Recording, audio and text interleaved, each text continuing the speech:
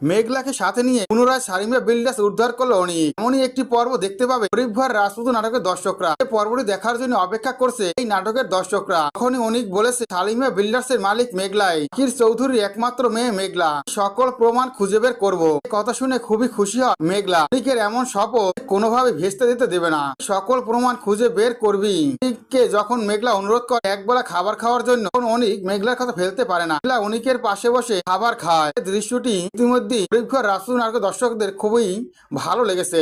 মেঘলার দিকে তাকা, মেঘলা অনিকের দিকে তাকা। তখনই অনিক মেঘলাকে বলে তুমিও খাবার খাও। একথা শুনে মেঘলা অনিককে বলে একটু পরে খাচ্ছি, তুমি যে খাচ্ছ দেখে আমার খুব ভালো লাগছে। অনেক দিন পর তোমাকে পাশে বসিয়ে খাবার খাওয়াতে পারলাম, যে কি আনন্দ রাখছে আমি সেটা ভাষায় প্রকাশ করতে পারবো না। দেখে খুবই খুশি হয় মেঘলার মা ও বাবা। এরপরই অনিক মেঘলাকে খাইয়ে দেয়, মেঘলা অনিককে খাইয়ে দেয়। মেঘলা অনিককে বলে আবার কবে আসবে।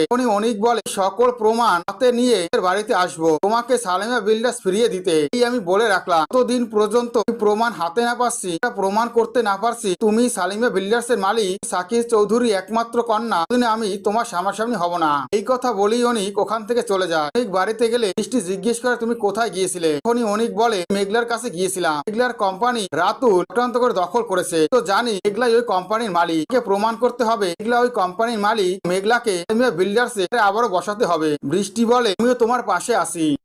এরপরই দেখা যায় সেই লোকটির কাছে যা, এই লোকটি প্রমাণ দিয়েছিল মেঘলাকে সে ফেলে দেয়নি, মেঘলাকে বিক্রি করেছিল, সেই মেঘলাই হলো এই মেয়েটি। এই লোকটির কাছে গিয়ে অনিক বলে যে রাতুলের কাছ থেকে টাকা খেয়ে ভুয়া চাকরিটা দিয়েছে, আপনার কি হতে পারে আপনি জানেন। একথা শুনে ওই লোকটি খুবই ভয় পায়। অনিক বলে আপনাকে আমি এক্ষুনি পুলিশে দেবো, আমার কাছে সকল প্রমাণ আছে আপনি রাতুলের কাছ থেকে টাকা খেয়ে ভুয়া চাকরিটা দিয়েছে, ওই মেয়েটিকে বড় কোম্পানি ধারে বসিয়েছে। কথা শুনে খুবই ভয় পেয়ে যায় ওই লোকটি। লোকটি বলে আপনি আমাকে ক্ষমা করে দেন, রাতুলের কথা এই কাজটা করেছি, ওই কোম্পানির মালিক মেঘলা। পরে ওই লোকটিকে নিয়ে থানায় চলে আসে অনিক।